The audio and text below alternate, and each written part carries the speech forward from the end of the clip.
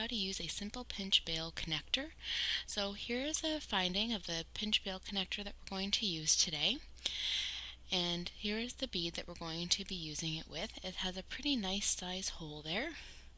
Perfect size for the connector that we're using. So to use a pinch bail, it's very simply, you don't even need any tools. You simply pull it using just your fingers. Sometimes you might need a little bit of pressure. Careful not to twist it too much. You don't want to bend the shape of the bail itself. Then once you have it opened up, put the little prongs through the holes, one hole, and then you can just pinch it closed with the other side, putting it through the bead hole. Now you can secure this with glue if you choose to, but it's not necessary. It's a pretty strong finding. So once you have that pinch close, that bead is on there. Now simply you have your chain put through the top bail,